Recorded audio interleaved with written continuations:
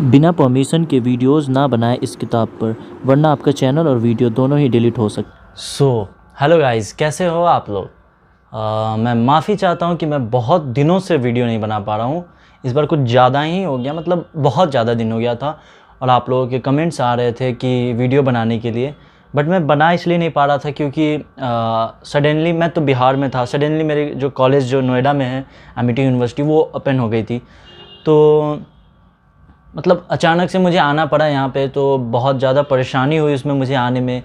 तो यही सब वजह था जिस वजह से मैं वीडियो बना नहीं पा रहा था, और साथ ही मुझे टाइम नहीं मिल रहा था बहुत ज़्यादा। मतलब कॉलेज ओपन हो गया तो आपको पता ही है कि सुबह से शाम तक मुझे कॉलेज में ही रहना पड़ रहा था। तो मैंने मतलब ट्राई किया कि आज सैटरडे है तो मैंने सोचा कि बना देता हूँ वीडियो। आज कॉलेज नहीं गया मैं, और बाय द वे मैं अब ट्राई करूँगा कि मैं कॉलेज में भी वीडियो अगर बना सकूँ तो आप लोगों के लिए ज़रूर बना दूँगा। क्योंकि मैंने जैसा आपको बताया था कि मुझे ये पूरा बुक ख़त्म करना है सर, कि ये जो पूरी बुक है उसके हर एक चैप्टर को मुझे कवर करना है।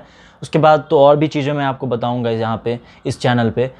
तो मैं वीडियोस बनाऊँगा, आप लोग टेंशन मत लो।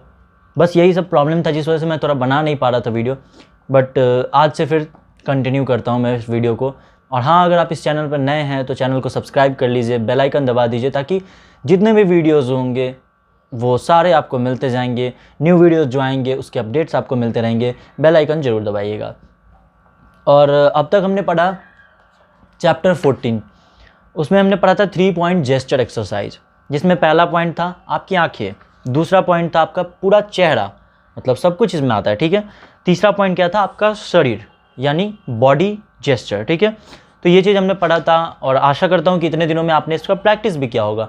और अगर मैं वीडियो जब नहीं बनाता हूँ ना, तो आप लोग पुरानी वीडियोस को देखना स्टार्ट करो, उसको देखो, उसके हिसाब से आप परफॉर्म करना स्टार्ट करो। और उतना ही नहीं, साथ ही साथ जो उसमें डिस्क्रिप्शन बॉक्स में जो ऑडिशंस के मोनोलॉग दिए गए हैं, उस मोनोलॉग को आप लोग प्रैक्टिस करते रहो, ठीक है।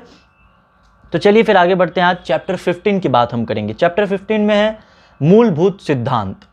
मूलभूत सिद्धांत में क्या है कि मस्तिष्क के याद करने के सिद्धांत, ठीक है। ज़्यादा अच्छे से और बेहतरीन तरीके से याद करने के लिए हमें इंसानी दिमाग को समझना बहुत ज़रूरी है, ठीक है। मतलब ये यहाँ पे यही कहा जा रहा है कि हमें ज़्यादा अच्छे तरीके से, बेहतरीन तरीके से अगर हमें याद करना है कुछ भी चीज़ को, तो हमें अपने दिमाग को यानी इंसान के दिमाग को समझना ज़रूरी है, ठीक है। इंसानी दिमाग में किसी भी चीज़ को याद रखने के लिए 3 मूलभूत सिद्धांत होते हैं, ठीक है। इंसानी दिमाग में याद रखने के लिए कितने मूलभूत सिद्धांत होते हैं? 3, ठीक है। पहला, संबंध या लगाव, जिसे हम लोग कहते हैं, इंग्लिश में कहते हैं हम एसोसिएशन। हम लोग एक दूसरे से हमारा कैसा संबंध है, कैसा लगाव है। जैसे आप लोग मुझे कितना चाहते हैं, आप लोग चाहते हैं कि मैं वीडियोस बनाऊं, आपके लिए वीडियोस मैं बनाऊं, तो ये हमारा एक संबंध है कि मैं वीडियो बनाता हूं और आप वीडियो देखते हैं। ये हमारा एक संबंध है, ये हमारा लगाव है, ठीक है। दूसरा, कल्पनाशीलता, ठीक है। मतलब कि इसको इंग्लिश में कहते हैं जैसे इमेजिनेशन, जो हम लोग कल्पना कर सकते हैं कि काश ऐसा होता, ये हो रहा होता, अच्छा ऐसा सिचुएशन है तो ये होगा, वो होगा, ये सब चीज़ जो हम सोचते हैं उसको बोलते हैं कल्पनाशीलता, मतलब इमेजिनेशन। तीसरा होता है मानसिक दर्शन, मतलब विजुअलाइजेशन, ठीक है। अब आगे ये एसोसिएशन का मतलब क्या होता है? इसका मतलब आपका उसके साथ जुड़ाव किस तरह का है। जैसे मैंने बताया कि मैं वीडियोस बनाता हूं, आप वीडियोस देखते हैं, तो मेरा आपके साथ जुड़ाव कैसा है, आपका मेरे साथ जुड़ाव कैसा है, ठीक है। आप उसका कितना समझ पा रहे हैं, आप उसके साथ कितना रिलेट कर पा रहे हैं, कितना एसोसिएट कर पा रहे हैं, ठीक है। मतलब एक दूसरे से हम लोग कितना चीज़ रिलेट कर पा रहे हैं एक दूसरे के लिए, ठीक है। जैसे किसी भाषा का शब्द जो आप नहीं पहचानते हैं, मगर वह आपके सामने बोला जाए तो आप और आपके मस्तिष्क में कोई प्रतिक्रिया नहीं होती है, ठीक है, क्योंकि आप उसके साथ संबंध नहीं बना पा रहे हैं। जैसे मैं आपको बताता हूँ, यहाँ बोला जा रहा है कि भाषा के बारे में। तो जैसे मैं अभी कॉलेज में हूँ तो मुझे स्पेनिश पढ़ाया जाता है, ठीक है। तो वहाँ मैं स्पेनिश पढ़ता हूँ। तो अगर मैं अभी आपको बोलूँ कि बुएनास तार्देस, ठीक है, बुएनास तार्देस, आपको समझ में नहीं आ रहा होगा मैं क्या बोल रहा हूँ, आपको समझ में नहीं आ रहा है, क्योंकि ये स्पेन में बोला जाता है, स्पेनिश लैंग्वेज, ठीक है। अभी आपको समझ नहीं आ रहा होगा, तो वही यहाँ पे बताया जा रहा है कि अगर किसी भी भाषा का शब्द जो आप नहीं पहचानते हैं, अगर वह आपके सामने बोला जाए तो आप और आपके मस्तिष्क में कोई प्रतिक्रिया नहीं होती है, क्योंकि आप उस भाषा को नहीं जानते हैं। बुएनास तार्देस का मतलब क्या होता है? गुड आफ्टरनून या फिर गुड इवनिंग। मतलब जो हम लोग दोपहर के टाइम में लोगों को हम लोग बोलते हैं गुड आफ्टरनून, शाम के टाइम में बोलते हैं गुड इवनिंग, उसको बोलते हैं बुएनास तार्देस, ठीक है। और सुबह को हम लोग बोलते हैं स्पेनिश में गुड मॉर्निंग को बुएनास दियास, ठीक है, बुएनास दियास। जैसे थैंक यू को हम लोग बोलते हैं आदियोस, सॉरी थैंक यू को हम लोग बोलते हैं ग्रासियास, और बाय जो होता है टाटा बाय बाय, उसको हम लोग बोलते हैं आदियोस। तो ऐसे ऐसे चीज़ होते हैं। तो ये सब चीज़ अगर अब आपको मैंने बता दिया, अब मैं आपके सामने अगर ये चीज़ बोलूँ तो आपको पता चलेगा, आपके दिमाग में वो चीज़ ये होगा, खटकेगा, ये चीज़ बताया गया था वीडियो में, ठीक है। तो यही होता है हमारा मस्तिष्क। इसको जो चीज़ के बारे में पता होता है, जिस चीज़ से इसको रिलेट करना होता है, जिस चीज़ से इसको संबंध बनाना होता है, उसके बारे में इसको सब पता होता है। वो सामने में हो रहा होगा तो उसको पता है, वैसे ही, ठीक है। और वैसे ही अगर आपको कोई भाषा, यही जैसे स्पेनिश भाषा आपको नहीं समझ में आती है, आपके सामने मैं कितना भी स्पेनिश बोलूँगा आपको समझ में नहीं आएगा, आपके दिमाग में कुछ चीज़ नहीं होगा, ठीक है। फिर आगे बढ़ते हैं। उसको अच्छे से समझ नहीं पा रहे हैं, उसके साथ जुड़ नहीं पाते, ठीक है। इसलिए बहुत ज़रूरी हो जाता है कि अगर जो भी आप याद करना चाहते हैं, लंबे समय तक याद रखना चाहते हैं, उसके साथ आपका भावनात्मक जुड़ाव हो, यह बहुत ज़रूरी है, ठीक है। अभ्यास क्रमांक 1 में हमने इसी पर जोर दिया था, तो आपको उसकी बहुत अच्छे से प्रैक्टिस करनी है। मैं बोला ना कि जब भी मैं वीडियोज़ नहीं बनाऊँ तो आप पीछे के वीडियोज़ देखो, पहले वीडियोज़, और उससे प्रैक्टिस करते रहो। हर बोले जाने वाले किरदार से, उसके बोले जाने वाले संवादों से आपका भावनात्मक रिश्ता होना चाहिए, ठीक है, संबंध होना चाहिए, ठीक है।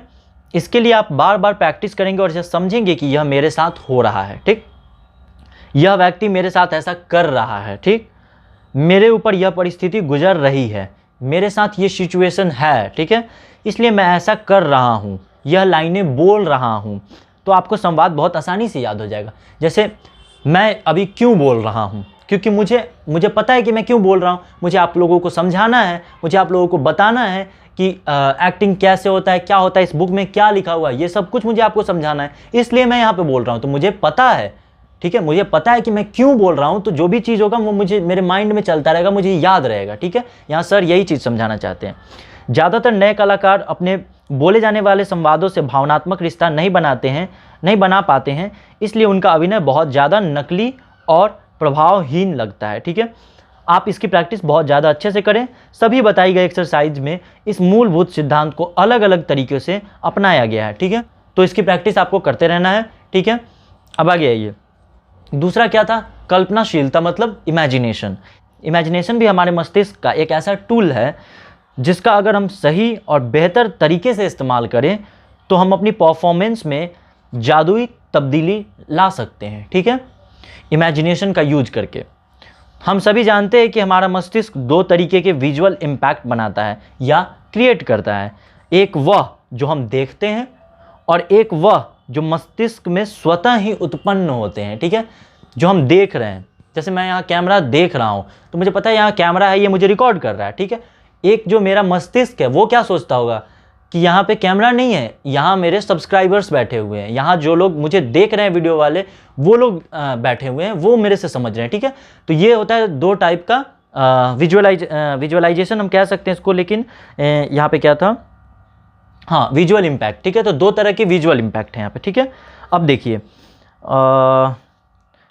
हाँ, पुरानी घटनाओं पर आधारित या फिर ऐसी चीज़ों पर आधारित जिन्हें कभी भी हमने देखा तो नहीं है, बस सुना है, तो वो चीज़ दिमाग हमारा स्वतः उत्पन्न करता है, ठीक है, जिसे हमने देखा नहीं है।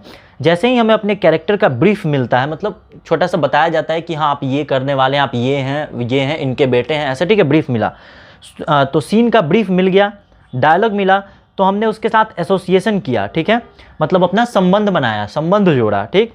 उसके बाद संवाद अनुसार हमें इमेजिन करना है कि यह सब कैसे हुआ होगा, ठीक है, क्या किया गया होगा, मैं इस कैरेक्टर के रूप में क्या क्या कर सकता हूँ, ठीक है, मैं यह जो भी इमोशन प्ले करने वाला हूँ यह किस तरह से प्ले करूँगा। हमें अपनी अंदरूनी मस्तिष्क की शक्ति का उपयोग करना है, जिसे कि हम इमेजिनेशन कहते हैं, ठीक है। इमेजिनेशन मतलब कल्पना शक्ति, शब्द से ही बिल्कुल क्लियर हो जाता है, इसे एक शक्ति के रूप में जाना गया है, पहचाना गया है, तो हमें इस शक्ति को उपयोग में लाना है, ठीक है।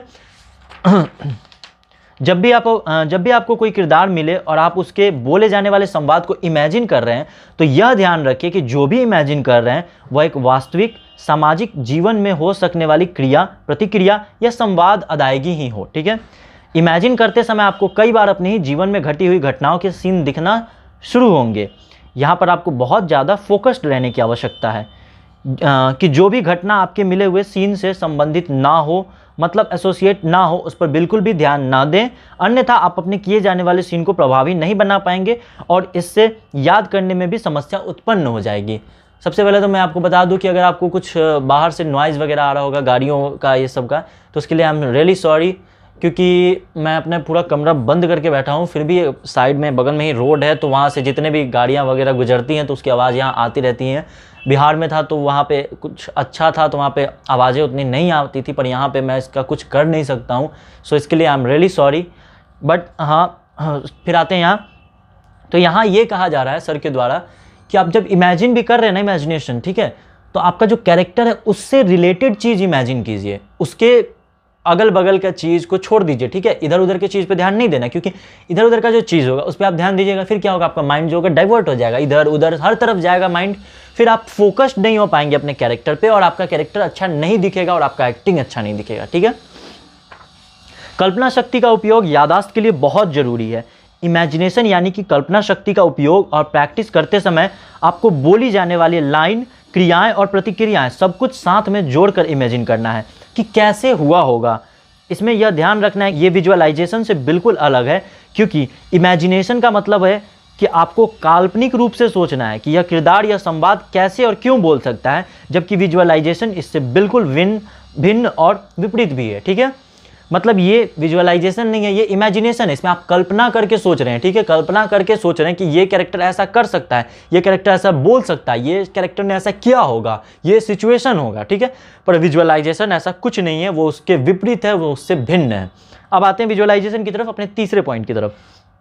विजुअलाइजेशन भी बहुत ही ज़्यादा इंपॉर्टेंट चीज़ है किसी भी चीज़ को याद रखने के लिए। आज हम यह तो सभी जानते हैं कि हमारा दिमाग इमेजेस को, यानी कि किसी तस्वीर को ज़्यादा याद रख पाता है। जैसे कि कोई किताब पढ़ते हैं आप, ठीक है, अब किताब आप कोई कहानी का पढ़ रहे हैं, उसमें लगातार कुछ लिखा जा रहा है, उसमें कुछ फोटो वगैरह है नहीं, तस्वीर है नहीं, आपको मन नहीं लगेगा पढ़ने में, आपको फिर याद भी नहीं रहेगा, भूल जाओगे। वहीं आपको कोई तस्वीर मिल जाती है, उसमें फोटो मिल जाती है, तो आप कुछ ज़्यादा अच्छे तरीके से उसको पकड़ सकते हो, उस कहानी को याद रख सकते हो। ठीक है, कौवा और पत्थर वाला कहानी आपने सुना होगा, तो वो कहानी लिखा भी जा सकता था सीधा कि बच्चों को याद हो जाए, नहीं, पर उसके बगल में एक फोटो जरूर रहता था जिसमें एक घड़ा रहता था, उस पर कौवा बैठा रहता था, बगल में पत्थर रहते थे, ये सब चीज़ सीन दिखाया जाता था उसमें, ताकि बच्चों को याद हो सके। ठीक है, तो वही यहाँ पे बताया जा रहा है। इसके महत्व को समझते हुए यदि हम अपने बोले जाने वाले डायलॉग को, कैरेक्टर को विजुअलाइज कर लेंगे, जैसा कि पहले के चैप्टर्स में बताया गया है, तब भी याद रखने में बहुत सहूलियत होती है और बहुत समय तक उसको याद रखा जा सकता है। तो जब भी आप विजुअलाइज करें तो उन लाइनों को जो कि आपको बोलनी है उनको भी साथ में मस्तिष्क में दोहराते रहें। इससे विजुअलाइजेशन में दिखने वाली तस्वीर और लाइंस एक साथ जुड़ जाएंगी। ठीक है, यहाँ समझ गए हमें क्या करना है कि जो डायलॉग मिला है हमें उसको सोचते रहना है, विजुअलाइज करते रहना है, साथ ही साथ अपना जो कल्पना वाला दिमाग है, मतलब हमें जो इमेजिन करना है वो भी इमेजिन करते रहना है, ये कैरेक्टर कैसे बोलता होगा, क्यों बोलता होगा, ये सब भी करते रहना है। ठीक है, साथ ही में अब आइए सिद्धांत नंबर 1 के अनुसार उस डायलॉग के साथ आपका संबंध, जुड़ाव या एसोसिएशन हो जाएगा। हो गया, यह सब तकनीक अलग अलग और एक साथ में कमाल का जादुई असर पैदा करती है। अतः जो पहले विजुअलाइजेशन वाली एक्सरसाइज बताई गई है उसको भी जरूर करें। ठीक है, खास तौर से जो पहले वीडियोज़ में बताई गई है, खास तौर से शुरुआत के दिनों में, जब तक कि उसकी आदत ना पड़ जाए। यह भी आपको संवाद को याद रखने में बहुत मदद करेगी। पिछले वीडियोज़ में भी मैंने विजुअलाइजेशन पे वीडियो बनाया है, आप देख सकते हैं, वहाँ से भी जाके उसको भी प्रैक्टिस कीजिए। यहाँ सर वही बता रहे हैं कि सिर्फ इसको प्रैक्टिस नहीं करना है, उसको भी प्रैक्टिस करना है, ताकि आपका जो एक्टिंग हो ना वो परफेक्ट हो, एकदम परफेक्ट निकल के आए, एकदम रियल एक्टिंग निकल के आए। ठीक, विजुअलाइजेशन इमेजिनेशन से बिल्कुल अलग है। अभी मैंने बताया विजुअलाइजेशन इमेजिनेशन से बिल्कुल अलग है। ठीक है, लेकिन कई बार हम इसे एक ही मानने लगते हैं। सही बात है, मानने लगते हैं, बोलने में भी एक ही लगता है, विजुअलाइजेशन इमेजिनेशन, है ना, तो मानना नहीं है इसको। अब आइए, इमेजिनेशन में आपको यह इमेजिन करना है कि क्या क्या हो सकता है और आपका क्या संबंध होगा उस चीज़ से, ठीक। जबकि विजुअलाइजेशन में आपको अपने किरदार को विजुअलाइज करना है, ठीक, मतलब देखना है जैसे कोई दूसरा देख रहा है, ठीक है। मतलब कि आपको अपने कैरेक्टर को देखना है, जो कैरेक्टर मिला है उसको आप सामने रखो, ठीक है, अपने मन में अपने सामने रखो और उसको विजुअलाइज करो कि ये कैरेक्टर ऐसा है, ये कैरेक्टर वैसा है, इसको ऐसे करना है, वैसे करना, ठीक। सिर्फ और सिर्फ उन लाइनों की अदायगी को विजुअलाइज करना है, यानी कि उसको डायलॉग बोलते हुए देखना है, आमने सामने और आसपास उन्हीं किरदारों को, उन्हीं लोकेशन को विजुअलाइज करना है जो आपको दी गई है, ठीक है। इधर उधर की चीज़ों को विजुअलाइज नहीं करना है, वरना आपका जो ब्रेन है वो फोकस नहीं हो पाएगा आपके कैरेक्टर के ऊपर, ठीक है। जबकि हाँ, लोकेशन को विजुअलाइज कर, ठीक है। जबकि इमेजिनेशन में कई बार बहुत सी ऐसी चीज़ें भी आएंगी जो कि सीधे तौर पर उससे संबंधित नहीं होंगी। यह दोनों प्रैक्टिस थोड़ी अलग है और थोड़ी संबंधित भी, ठीक है। मतलब थोड़ा थोड़ा मैचिंग भी है और थोड़ा थोड़ा डिफरेंट भी है। तो चैप्टर 15 यहीं ख़त्म होता है। तो आज के लिए इतना ही वीडियो में। अगर वीडियो अच्छा लगा हो तो लाइक कीजिए, शेयर कीजिए, चैनल को सब्सक्राइब कीजिए, बेल आइकन दबाइए और जितना हो सके सबको शेयर कीजिए और अपने और भी दोस्तों को इस चैनल से जोड़िए जो एक अच्छा और सक्सेसफुल एक्टर बनना चाहते हैं। तब तक के लिए धन्यवाद। चैनल को सब्सक्राइब कर लीजिए, बेल आइकन दबा दीजिए और वीडियो पे बने रहिए। मैं अब कंटिन्यू करूँगा कि मैं कोशिश करूँगा कि वीडियो अब कंटिन्यू चलता रहे।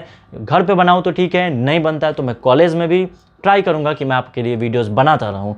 चलिए, तब तक के लिए धन्यवाद।